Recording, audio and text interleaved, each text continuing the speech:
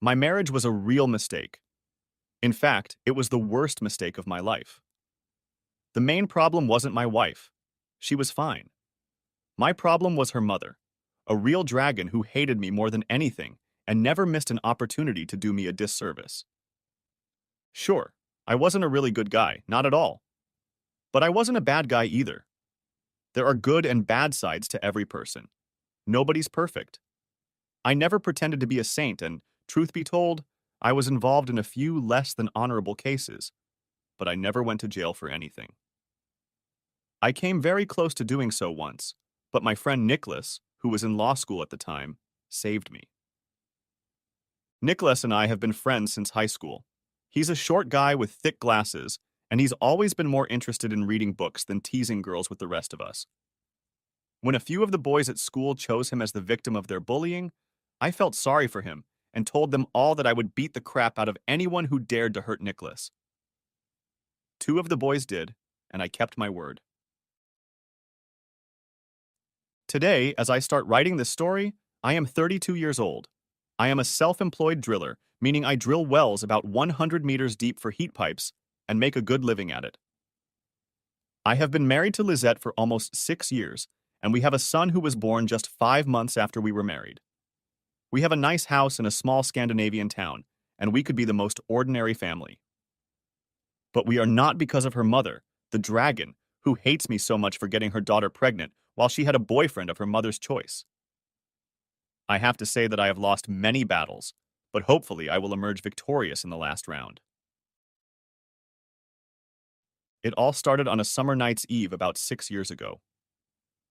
Midsummer Night is the shortest night of the year, and here in Scandinavia, it has been celebrated as a holy night since ancient times when the Vikings ruled here.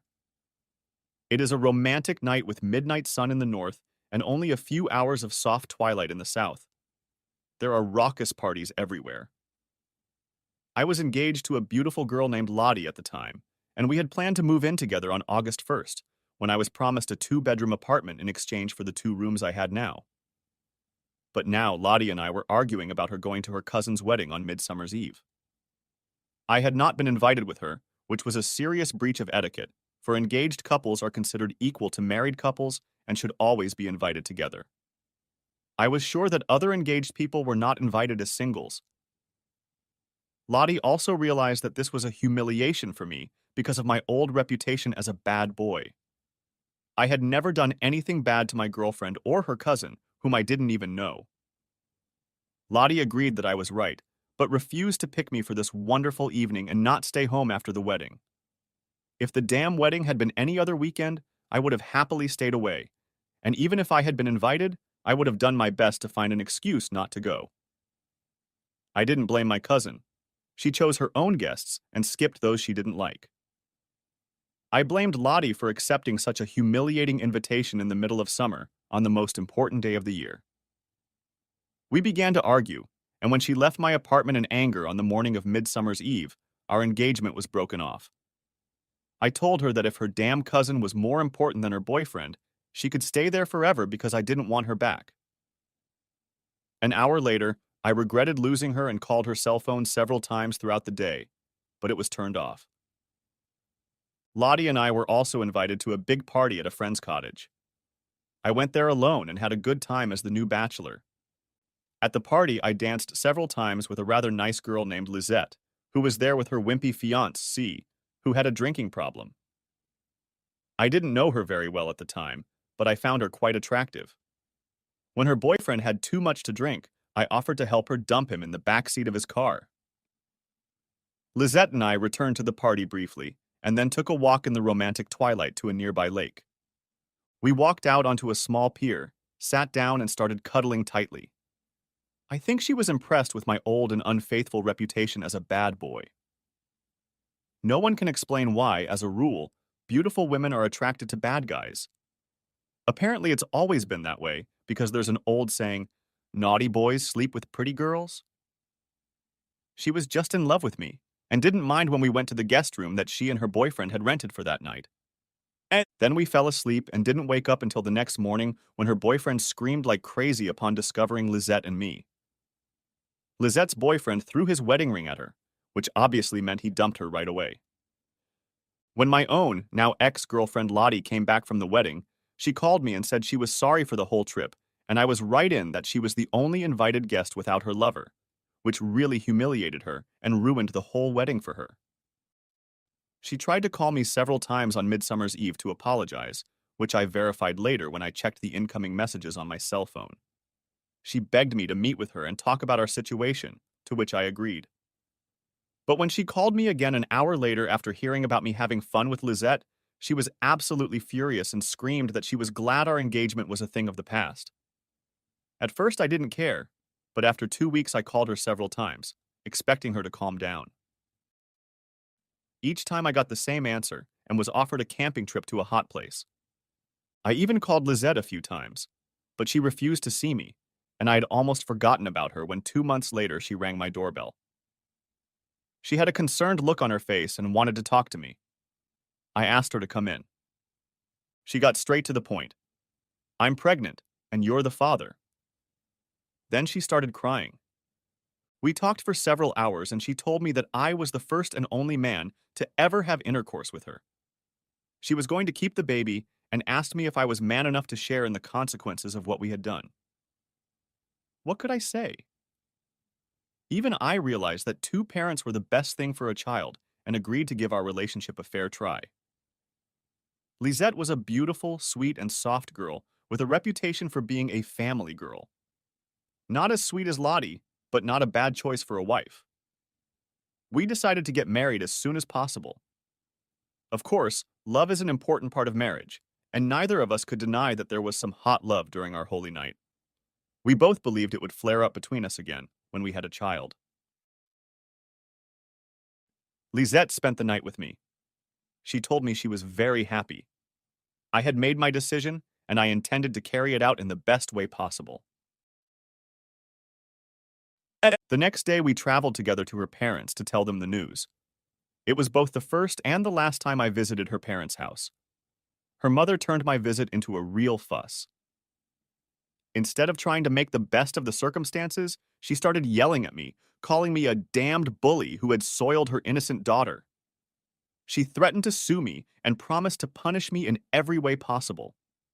Her father was obviously a miserable wimp who let the dragon spit fire without saying a word about it. Not the best relatives in town. Her parents were the second-generation owners of the family print shop, and her mother was the feared boss.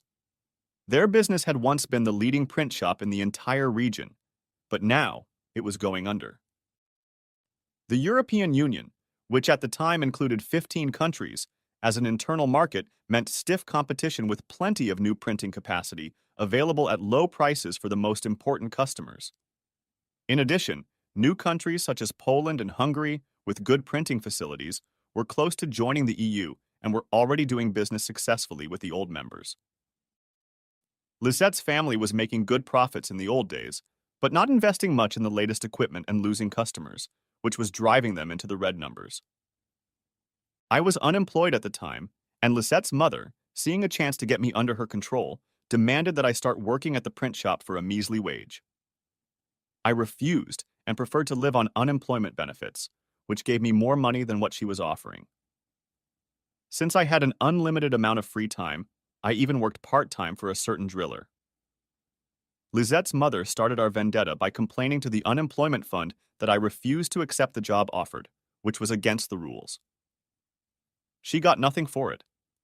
She then had a lawyer draw up a prenuptial agreement in which I had no rights to anything if things got bad between me and Lisette, which was what her mother wanted. I asked Nicholas to rewrite the agreement to make it fairer, and Lisette signed it without telling her mother.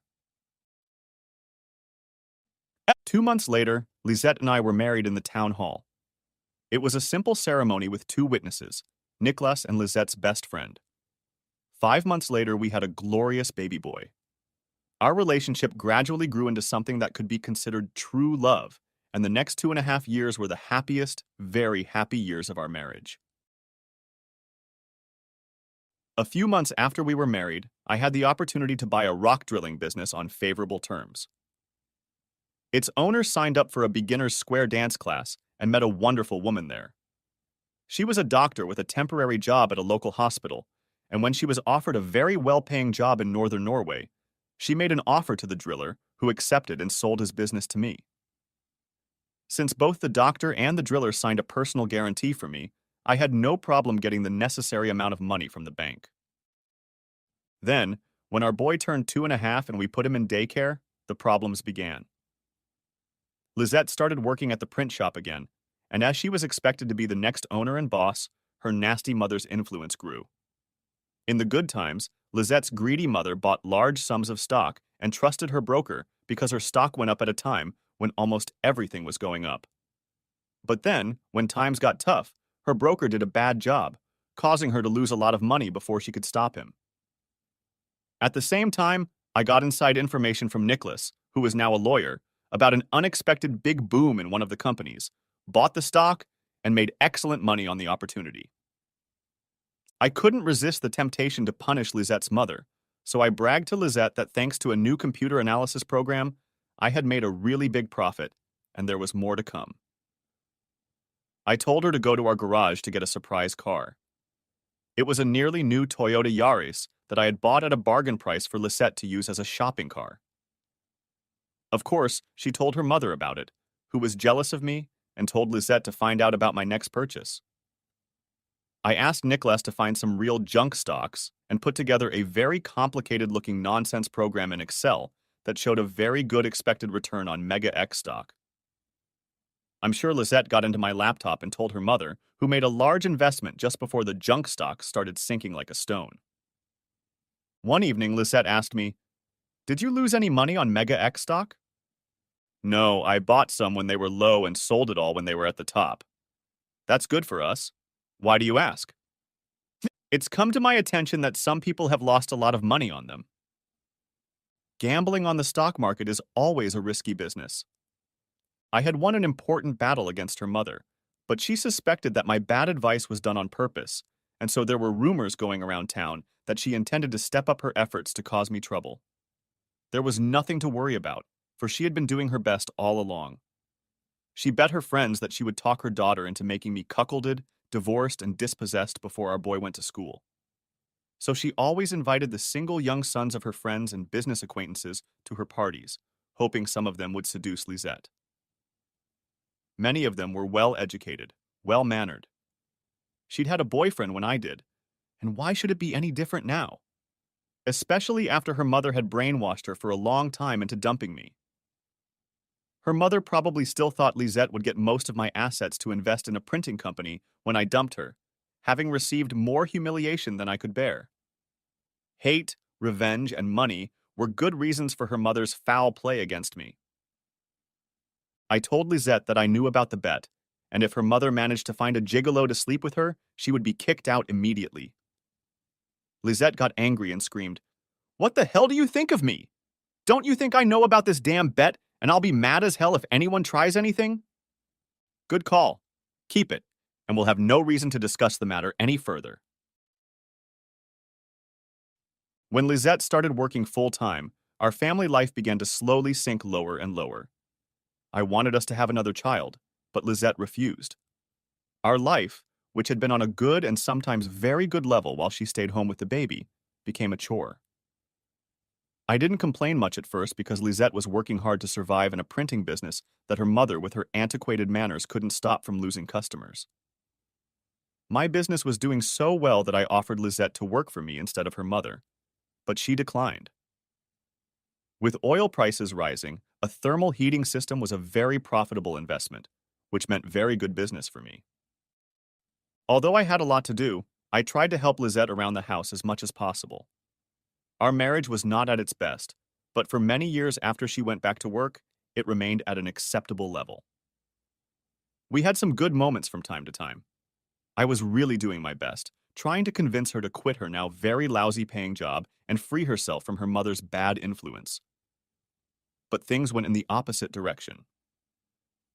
Lisette started taking the baby with her and spending more weekends at her parents' cottage than at home. After a while, I got fed up with it, and we had our first real fight. She realized that her mother had taken her too far and agreed to spend more time at home. But it was an empty, soon-to-be-forgotten promise. Just 3 months after our serious quarrel, she was back to her addiction, which meant that our social life with friends was reduced to a bare minimum. Of course, I was no dumber and realized that now, after years of fruitless attempts, her mother had finally succeeded in getting us to distance ourselves from each other. Our son told me about some Tommy kissing mom when they came home from their last weekend at her mother's house. It wasn't a surprise. It was bound to happen sooner or later, and now I knew for sure the shit had hit the fan. I realized that our marriage was close to being history, despite my best efforts to be a good husband. Sure, I was saddened by my failure, but to my great surprise, a sense of immense relief began to grow. I could look forward to a future without a nasty mother-in-law who tried her best to ruin my life. In recent years, Lisette, to my increasing frustration, had always chosen her mother's side, so I didn't care if she chose her mother in her final decision. However, I felt it was my duty to give her one last honest chance to be a good wife again and save the marriage if she was interested. She got her chance the following Friday. In the evening, Lisette told me, as usual, that she was sorry, but that she had to go to her mother's on Saturday morning and would be back sometime on Sunday, which probably meant evening. I decided it was time to let her make the final choice herself. Frankly, I didn't care what she did anymore, but I felt sorry for our son and decided to suggest that she change her weekend plans and save our marriage, so I replied, "Please don't go. You were there last weekend. Why don't you stay home so our family can do something together? We could invite some friends over and have a barbecue. It's been a while since we've done anything like that." She was surprised and replied, "I promised my mom I'd be there and help her with her friends." Visiting friends? Why are they so much more important to you than our own friends? Or do you mean one special male friend? Who's that damn Tommy who seems to be spending the whole weekend with you? Will he be there? When I mentioned Tommy, there was surprise and consternation in her eyes for a second. Then she replied, "He's an old friend of our family and helps my mom, and sometimes me, understand some of the EU rules. He's not a friend of mine, so I don't know if mom invited him." "How old is he?" "I think he's 30. "And he's a handsome bachelor, I suppose?" "No, he's married, but his wife is on a 3-month temporary job with the United Nations administration in Kosovo, so he can help his mother on weekends." Her explanation about helping with the complicated rules of the European Union sounded reasonable, but why would a man of his age want to spend the weekend with such a greedy old dragon? "And what's your relationship with this Tommy guy? It sounds like you'd rather spend the weekend with him than your husband." Again, I noticed the split second of fear in her eyes before she replied, "Strictly business, of course. What the hell do you think of me?" "I don't know anymore. You cheated on your boyfriend when you and I met. Who says you won't cheat again?" "Don't insult me. Things were different. I was young and fell in love with you, and you should know that I still love you." "You say that, but let's be clear about our relationship today. You have very strange ways of showing what you call love these days. Really, it's nothing to brag about. Our marriage is a parody of a real marriage. Our so-called sex life is practically non-existent. You'd rather leave your husband and spend weekends with this Tommy. Yet you keep saying you love me, but I can't understand how the hell you can think I would believe such nonsense after what you do to me. I'm completely fed up with your damn mom and her vile antics in our family, and I'm willing to offer you fair divorce terms so you can do whatever you want with your darling Tommy." She hadn't expected a divorce offer, and her face took on an ashy gray hue as she screamed, "Divorce? Are you serious? You can't ask for a divorce because I want to see my mother. Are you out of your mind? That's no reason for a divorce." "No, it's not.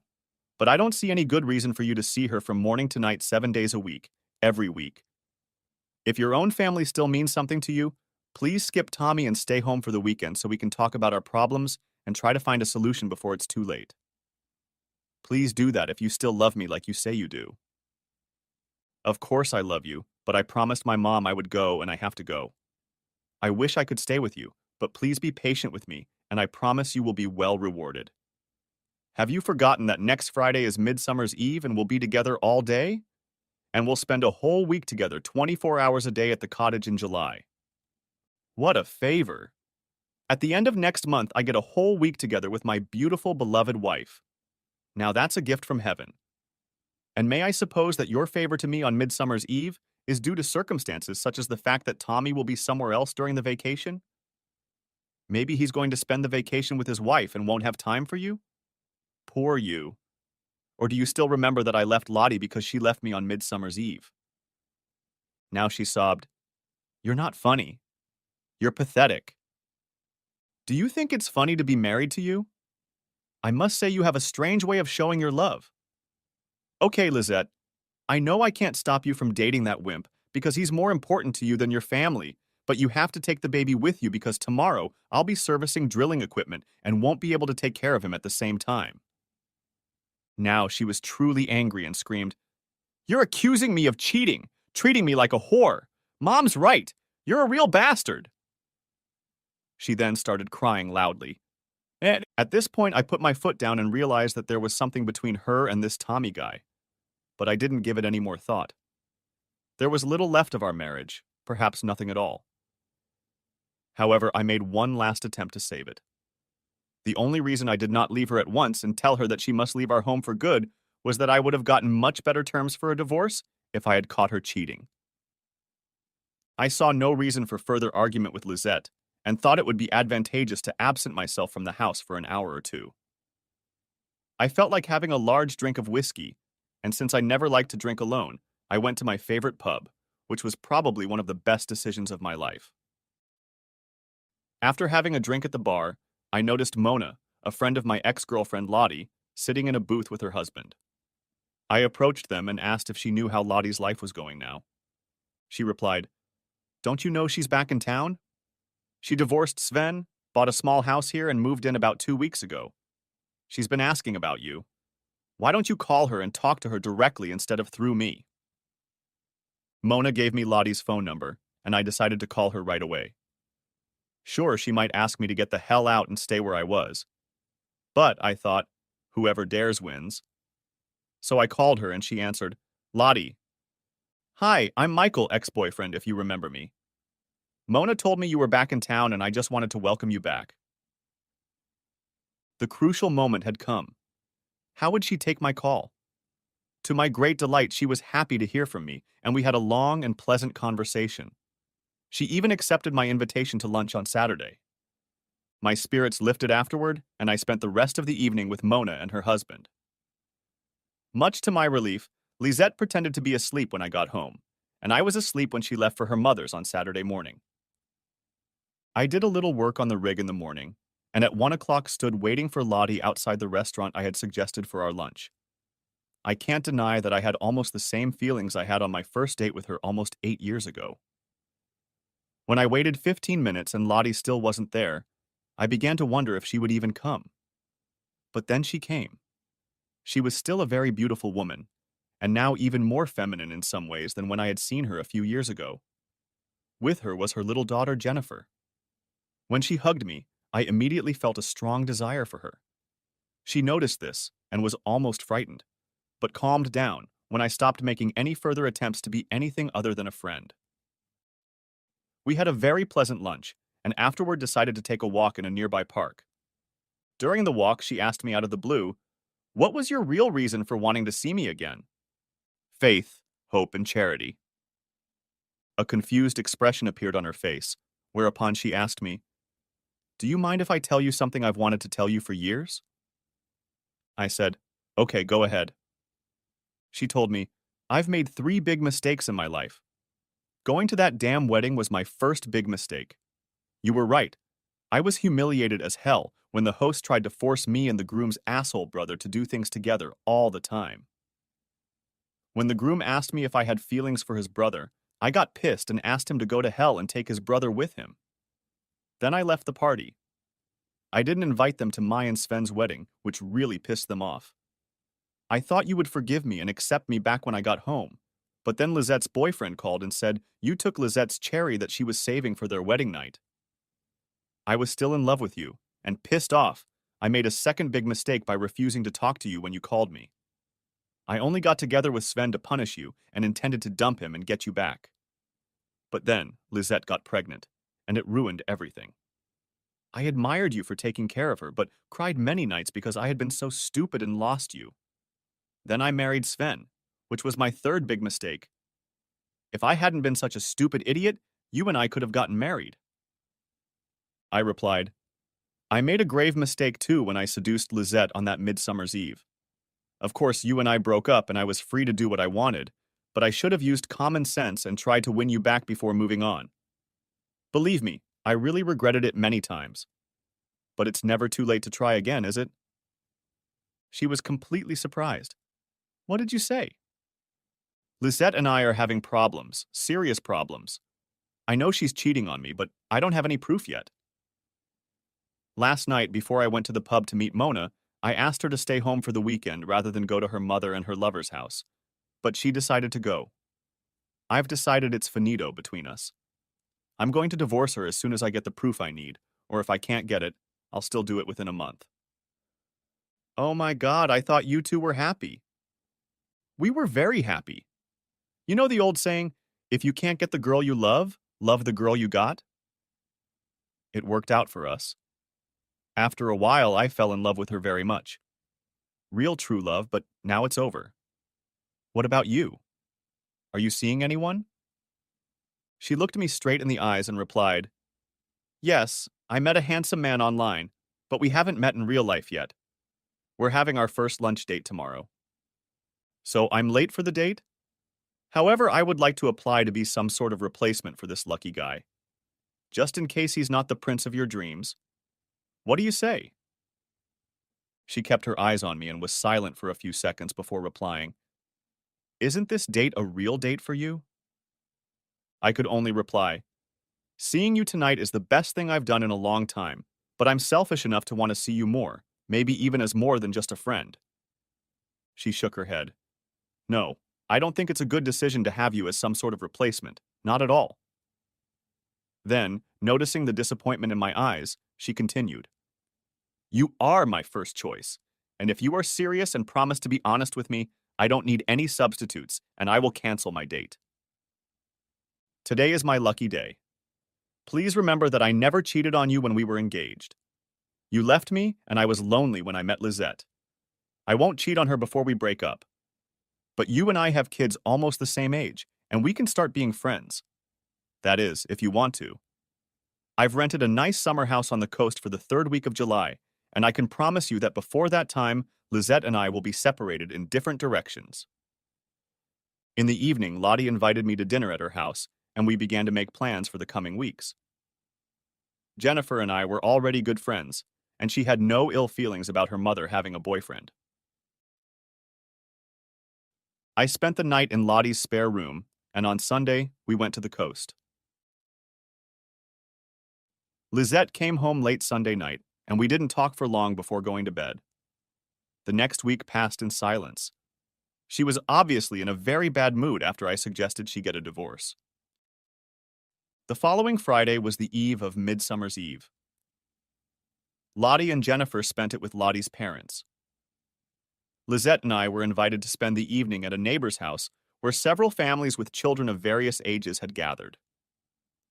We spent most of the afternoon playing with the children.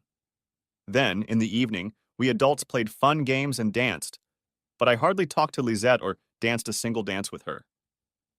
She usually pretended to be a good, loving wife when we went out, but now neither she nor I cared that everyone could see how we had grown cold to each other. On Midsummer's Day, she went to her mother's house but didn't stay the night, probably because Tommy wasn't there. Lottie invited me to her parents' house and I spent a few hours there. They wished Lottie and me luck in our new relationship. The week after Midsummer passed with a chill in the relationship between Lisette and me. We were polite and correct with each other, but neither of us showed the slightest sign of affection. The following weekend, Lisette and our son went on a 3-day bus tour with her parents to Legoland, the famous children's amusement park, and after that, she was going on her annual 2-day visit to her cousin. I was happy that I was able to spend 4 nights at Lottie's house. Of course, both Lottie and I wanted to get on with it, but in case Lisette intended to fight for a divorce, it would be advantageous to be the faithful party, and so we decided to wait. Lottie, her girlfriend, and I had a pleasant time together while Lizette was away. Lottie and I found that we still enjoyed each other's company very much. True love.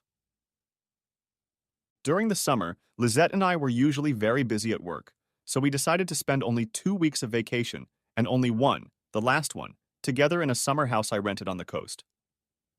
Instead of our usual summer vacation, we were going to go to Thailand for 2 weeks in November. These plans had been made before Tommy had burst into her life, but under the present circumstances, I no longer had any intention of going anywhere with Lizette. Instead, I had promised Lottie that I would leave Lizette before the beginning of this week, and she had agreed to spend it with me at the summer house, and I intended to fulfill my promise. I think Lizette finally realized that she had created far more serious problems in our marriage than she intended, and started trying to pretend to be a good wife again. To my great surprise, she called me all 4 nights while she was away and told me how much she missed me. She had never called me before during all those weekends she spent at her parents' house. Every time she called me, I wanted to talk to my son. During the second day of their trip to Legoland, I asked him a few short, simple questions, all of which he answered yes to. One of those questions was, "Is Tommy with you?" And the answer was, yes. I don't think any of the adults noticed this. I'm guessing that the reason she called was because she was racked with guilt about taking Tommy with her. And when they got home, I got further proof from my boy when they stayed home one night between the 2 trips. He asked me if it was true that nasty wolves could come into our house and eat him. I asked him, "Who told you such a nasty story?" "Grandma?" "Why did Grandma tell you such a nasty lie? What did you do to her?" "Nothing yet, but we have a secret, and if I tell you about it, the wolves will come and eat me." I tried to be sneaky and told him, "What secret? The fact that Tommy was with you and Mom is not some real secret. Your mom told me that she and Tommy lived in one room and you and Grandma slept in another." "You knew my secret." "Yes, I did, but a secret is a secret. There are no wolves, of course not. But promise me you won't tell Mama that we talked about your secret." Lisette let a damned dragon threaten my boy. She was going to pay for it. My next step was to call Nicholas, tell him my concerns, and cancel the visit. Then I talked to Lottie and my friend Dan, who agreed to help me. Having fun with a married woman in her marital bed tends to give him a sense of his own superiority over his horny husband. I was counting on Tommy not being able to resist the lure of such great pleasure when I was on vacation, so I put an expensive little wireless TV camera in our bedroom with a receiver connected to video from an extra long-playing cassette tape hidden in the garage. The camera was connected to a motion sensor and worked even in almost total darkness. I had already tested it several times with good results, so it was ready to go. In my rig company's Nissan King cab, I stored new house locks and cardboard boxes to pack Lizette's clothes and belongings in when it was time for her to move out of my house. After 2 agonizing days at home, with Lizette now pretending to be a caring wife, I packed clothes for myself and our boy for a week's vacation, and Saturday morning we left as planned. Lizette told me that she was sorry she had to stay home and work that week, and would miss us very much. I didn't kiss her goodbye, but I promised to call her at least once a day. She even stood in the driveway and waved to us as we drove away. I felt sorry that the woman I loved so much had turned into such a lying whore. But instead of driving to Nicholas's cottage, I went to Lottie's garage where I hid my car. Nicholas and his wife were aware of my problems and agreed to pretend I was there, but to come out at the same moment if Lizette called them. At 6 o'clock in the evening, Lottie drove past my house but saw nothing unusual there. At 8 o'clock, she went on another excursion, and when she returned, she told me that this time she saw a metallic silver Volvo XC90 in my driveway. Usually, people are visiting friends and relatives in the summer, so no neighbor would be bothered by a strange car in someone's driveway at this time. At 11 o'clock, I took Lottie's car on a field trip, and the Volvo was still there. At 1 o'clock, I rode Lottie's bike there, snuck into my garage, and turned on the monitor. Bingo, exactly what I wanted to see. Lizette and a man coming out of the bathroom. Now that I knew I had all the proof I needed to get a divorce on my terms, I was starting to feel a little better about this crazy situation. Lisette was not stupid. Not at all. So I was somewhat surprised at how clumsily she was deceiving me. It was like she wanted to get caught and made it easy for me. First, she took Tommy with her on vacation, and then she let her nasty mother threaten our son with wolves. Who knows? Maybe she wanted to be abandoned, and Tommy had to take care of her. I waited until they were asleep, however, and watched them on the monitor before proceeding with my plan. They lay down on the bed, and Lisette said to him, "Let's get some sleep so we can be in good shape." He replied, "I'm going to miss you so much that every weekend without you will be terribly agonizing. Even when my wife is home. Why can't we see each other at least once a month in the future?" Because my marriage is in a much worse crisis than I could have anticipated. Michael is still so angry about my weekend with you that he didn't even bother to kiss me goodbye when he left for a week. I made the terrible mistake of not staying home that damn weekend when he begged me to. My marriage has been a mess ever since. You're a wonderful lover, but I want my husband and I to have a good life again. "It's too late for that, you damn whore," I said to myself before Tommy replied. "You don't have to regret anything that weekend. I had a good time, and you have to agree that once a month in the future, we'll have something to look forward to." She sounded a little annoyed now, and was undoubtedly beginning to feel remorseful when she replied, "No, Tommy, when you left after breakfast, our wonderful love story became history, and I turned into a good, faithful, loving wife who does everything, I mean everything, to win her husband's love again. But why think about that now? Until then, I'm still only yours. Be a good boy, and don't waste a minute of our good time." I didn't hear his reply, but obviously he couldn't entertain her further without resting for a few hours, and after a while, they both fell asleep. I pressed a button on my cell phone. My friend Dan woke up after a few beeps and I told him, "I have bingo. Are you ready to play?" He promised to be there within 15 minutes. I could take care of Tommy in my bed myself. The main reason I wanted my friend present was that he could testify that I had used no force on either Tommy or Lisette. If I had gone in there alone, I'm sure her mother would have found some lawyer who would have made up a nasty story and sued me for being rude. Another good reason was that Dan owned a very good video camera and loved to use it. He was often hired to shoot weddings, and I wanted some close-ups that I didn't have on my own camera. Dan arrived as promised. We had a short briefing on how to do it, and then snuck into my house. The door to the bedroom was closed. I opened it a few centimeters to see them both sleeping under the covers, very close together. As Dan got his camera equipment ready, he nodded and I said, "Let's do it." I opened the door, Dan turned on a bright battery-powered halogen light, and started filming. I walked over to the bed, pulled back the blanket without waking them, and let Dan film for at least 5 seconds before yelling, "What the hell is this?" They woke up in complete surprise.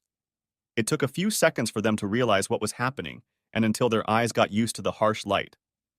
Then Lisette recognized me and started screaming, "No, no, no, no, no!" I took the camera in my hands and told Dan to lead a naked Tommy out of my house. Dan grabbed Tommy firmly by the hair and dragged him off the bed toward the bedroom exit. There was some noise and yelling, but I was in the bedroom and couldn't see what happened. Dan returned a short time later, looking for Tommy's keys. He found them in his pants, went outside, and threw them in the driveway. Then we heard him driving away. Meanwhile, Lisette stopped screaming and started crying. I think she realized her game was over because she didn't make any silly attempts to explain what had happened. I told her, "You have dissolved our marriage. Get dressed and get out of my house. You don't have a car anymore, so Dan will call a cab for you. Tomorrow, there will be new locks on the doors. I'll pack your things in cardboard boxes, and you can pick them up tomorrow afternoon." She started yelling at me. "You can't do that. You have no right to do such nasty things to your wife. I will never accept it. I don't care what you do or don't do. Please read our prenuptial agreement. A copy of it is kept in your personal bank safe. You are leaving this house. Please don't do this to me. Please calm down and let us talk." "Sure, we can talk tomorrow. Be here tomorrow at 4 o'clock in the afternoon to get your things and share everything we own together. Come alone. Remember, your parents aren't allowed to stick their trashy feet on my property. The cab arrived, and she had to wait 10 minutes before she was ready to go. Dan went home to bed, and I called Lottie and informed her that I had caught Lisette and a man named Tommy in the marital bed, which meant that my marriage was over, but I wanted to stay in the house until I changed the locks. The new locks were already stored in my king cab. I won the battle again, but felt only sadness for my broken marriage and how it ended. I couldn't sleep, so I went to the garage, got a videotape, put it in the VCR, rewound it, and pressed the button. Well, that's pretty much what happened. They were having fun. Then the screen went blank for a long time until it showed what I had already seen the night before, and then when Dan and I entered the room and their awakening. I was still too upset to sleep, so I started taking Lizette's clothes out of closets and drawers and folding them in the living room. At 9 in the morning, Lottie and the kids arrived at my house with breakfast in a basket. Digging through Tommy's wallet, I found his wife's phone number in Kosovo, called her, and told her I had found Tommy and his wife in my bed and videotaped it. She was furious, but asked me to send the pictures to her email, which I promised to do and did after I edited a copy of the video to show Lisette if she had any objections to my terms. I changed the locks, packed Lizette's belongings in perfect order, and wrote the contents on the outside of each box. I felt no need to retaliate by soiling or destroying any of her things. Then I took a chainsaw and cut our almost new and very expensive marital bed into small pieces, which I then threw in a pile in the driveway. Lottie and the kids even brought me lunch so I could take a break from work. Then, at 4 o'clock, a pale Lisette arrived alone in the old Ford Transit of the print shop. She took a long look at the pile that was our dear bed before entering. I made coffee in the living room and invited her to sit down. She agreed, sat down, and, sobbing, began to read me a long speech about how much she loved me and how sorry she was that she had made a terrible mistake and would never do it again, if I could only forgive her. She promised to work less at the print shop, spend all weekends with her family, never go to my mother's house for parties and dinners without me, and wanted us to have another child. I answered her. 3 weeks ago, you could have saved our marriage with those promises, but today, after what you've done since then, it's too late. I am sorry, Lisette, but there is no more future for us. She began her litany again. I let her continue and, when she was done, asked, "You must think I'm a complete idiot if you think I swallowed your lies about Tommy, a 30-year-old asshole who spent his weekends in the company of a disgusting old bitch like your mother."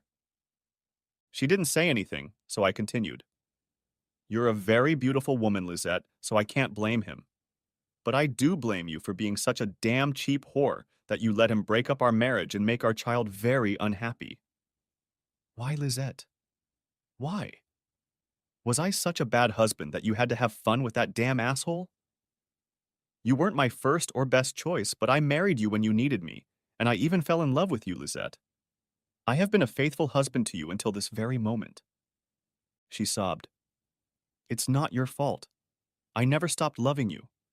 You are my one true love, but I know you slept with many other women, and I had no other man but you. I'm sorry that I couldn't resist the temptation to do it with only one other man, and I can promise you that I won't have to do it again. I replied, However, now that you got what you wanted, I hope you're happy. At least your damn mother should be very happy. She got what she wanted the whole time we were together. Please make her even happier by telling her that I don't care about what you did, because thanks to your cheating, I got my freedom and married a woman who really loves me.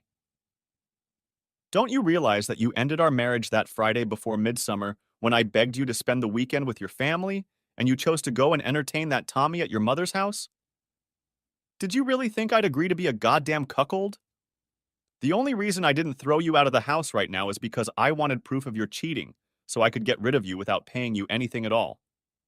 Don't forget that I even offered you a fair divorce, but to my surprise you refused. An intelligent woman like you should have realized that I would never agree to be a poor cuckold husband to a whore wife. I didn't want a divorce then, and I don't want one now because I love you. Of course I realized that the baby told you about Tommy, and you suspected something. But I never thought you'd have proof.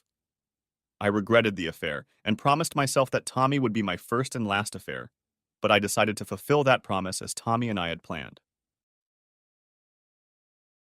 The night with him at our house was to be the grand finale, the very last with him and my last cheating affair ever. Honestly, I was glad it was over, and I can't deny that your behavior after that Friday made me think about the problems I had created for our marriage. I began to fear the worst when you treated me like air and refused to have fun with me. So I wanted to be a good wife again and do everything I could to win your love again, to really spoil you during our week at the cottage and do everything I could to get pregnant as soon as possible and give you the baby you wanted so badly. I even looked for a new job. I'm afraid it's too late now. I replied, "You're right. The Friday before midsummer was your last chance. You didn't care about me then, and now, after what happened last night, we only have one possible solution." I gave her the divorce papers and said, "Please sign them so we can do this the easy way." "What do you mean?" "Whatever you prefer, the easy way or the hard way, it will be under the terms of our prenuptial agreement. You keep a copy of it in your safety deposit box. You'll get everything that belongs to you, and I'll take what belongs to me, which is almost everything except your clothes. I want custody of our son, but you will be able to see him often once you have your own place. But I won't let you take him to the dragon's nest where you live now." She was very pale when she asked, "You mean that I have no right to get any of what we own?" "Yes. The house, the cars, my stocks and bank accounts, and the drilling company are my private property. Don't forget that it was your mother who demanded that we get a prenuptial agreement. I worked hard and made a good salary. I paid for everything here, and your dear mom only paid you pocket money that was barely enough for clothes. I hired professionals to investigate the printing business and found out what you should already know. It'll be bankrupt by the end of the year. Your mother owes you a lot of money. You must get what she owes you before her business declares bankruptcy, or the bank will take everything. If you agree to cooperate in our divorce, I can pay for an attorney to help you get your money. Your mother will lose it either way. Therefore, it is best for both her and you if you get it. Your mother may see this decision as a kick in the ass, but my main reason for helping you in this case is that with this money, you'll be able to afford to buy a decent apartment where you can take our son when it's your turn. I'm thinking about our child, and you're still his mother, even after what you did to him and to me."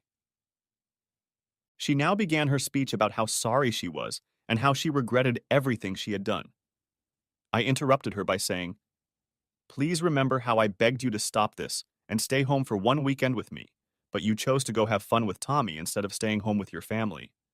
You made your choice then, and now I've made mine." Her next attempt was to tell me that Tommy never entertained her. I pressed a button on the remote, and the video player came on. Lizette screamed hysterically, "Stop it! Stop it! Stop it! Stop it!" I pressed the stop button and told her, "Sorry, Lizette, it's too much for a bloody husband." "Why, Lizette? Why did you do this to me? Why didn't you just tell me you wanted a divorce, and you would have gotten much better terms than you have now? Why humiliate me with this asshole?" She realized the game was over and started sobbing. I continued, "What's done is done, and it can't be undone, but we can do our best to find a reasonable solution. But if that damn dragon you call a mother tries to prank me again or stick his ugly nose in this case, that video will go on the internet for the whole town to see what a disgusting whore my ex-wife was. Do you understand?" Now she was scared and screamed, "You can't do that. What am I going to do? I have nothing left, and even my job is going to hell. May I suggest that you be a good girl and take the easy way out for our divorce? Just accept the terms of our prenuptial agreement and my terms without any objection. I promise to help you get your remaining paycheck. Please remember that you still have your great love, Tommy. He can take care of you just like I did when you cheated on your previous boyfriend." "He can't. He's married." "Not for long. His wife wasn't very happy when I talked to her this morning, and at noon, when she saw some pictures and clips from my video that I emailed her, she was very angry. She promised to drop it. Good news for you, Lizette. Tommy is yours from now on, Only yours. Oh my God, you must be out of your mind. How could you ruin their marriage? It wasn't hard at all. I found her phone number in his wallet that he left here last night. Have you already forgotten that the damn asshole entertained my wife in the marital bed and ruined my marriage? Lottie told me that she didn't want anything from my house, and all I wanted was everything in my home office, expensive music and home movies, and any artwork of any value. We decided to meet the following Saturday to share all of our family photos and videos. I let Lisette take everything she wanted. She didn't say a word about the almost new and very expensive marital bed she had seen cut into pieces and brought to the pile in the driveway. She promised to pick up her things as soon as she got her own apartment, and I intended to give the rest to the Salvation Army, which had a second-hand store in town. Lisette was pleased that I had made it easier for her to set up her apartment and said that she was very short of money at the moment, and after some thought agreed that getting the rest of her paycheck was a perfectly acceptable thing to do.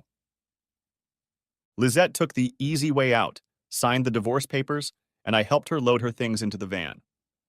When Lisette left my house, I went straight to Lottie's, who had prepared a romantic dinner for us. It was a great night, really. We were doing well, and these days it's nice to come home after work to a house filled with joy and laughter. And we are a family that does fun things together on the weekends. Lottie and I expected it would be a while before the kids accepted the new situation, and we were delighted when the kids got used to the new backup parent and each other's company almost immediately and played well together. The postcard was Dan's suggestion. I agreed, and he asked his mom to buy a beautiful greeting card, on which she wrote in the nicest handwriting. Dear friends, I must salute you for winning the bet. You did what every parent must dream of when you persuaded your only daughter to leave her good-loving husband and become a whore for a married cheating man. She should be very grateful to you for the rest of her life. Sincerely, your faithful friend. I mailed it to Lisette's father, who, as rumors in town later told me, objected to Tommy coming over every weekend to seduce Lisette, but his wife was silent. He felt both sadness and anger, as Lisette cried for hours after I left her. The card was the last straw on the poor camel's back, and he finally realized that if he had acted like a man, he should have put an end to his wife's madness. He regretted that he had turned out to be such a coward and had become a laughing stock among his acquaintances. Having had a few drinks, he plucked up courage and expressed his humble opinion to his wife. Their argument ended in a real fight, as a result of which she was hospitalized for a week and he spent the night in the police station. The day before she was discharged from the hospital, he packed his bags and left their home. Since they had no minor children, the divorce was finalized within 3 months. After Lisette took the easy way out of the divorce and accepted all of my terms without objection, she did not hire an attorney, and the divorce went through properly. I got custody of our child, but I promised Lisette I wouldn't cause her any problems, and she could see the child as much as she wanted, up to 182 days a year when she had her own place. But I would not allow her to take the child to her mother's house or cottage. Lisette didn't object to this because she had a bad relationship with her mother and had given up her job at the print shop. Her mother became furious when Lisette demanded her remaining wages, refused to pay her anything, and became furious when Lisette sued her. Lisette won the case, and the enforcement service managed to get her money 2 weeks before the print shop went bankrupt. The bank objected, but Nicholas found her a good lawyer who convinced the bank to withdraw its claim. Tommy's visit to my house on the occasion of his affair with Lisette did not last long, an intense and at first pleasant time that soon turned into a terrible nightmare for him. After I caught him in my bed and he drove off unclothed from my house in his Volvo, he was caught by traffic police officers monitoring drunk drivers returning home from parties. Lisette and he celebrated the happy ending of their love story with a nice dinner with my best Rioja wine and cognac. He, with no clothes on at all, was taken to the police station for a blood test. One of Lisette's friends told me later that word had reached her that he had been fined and stripped of his driver's license for 2 years. His wife did what she promised. She came home, left him, and filed for divorce.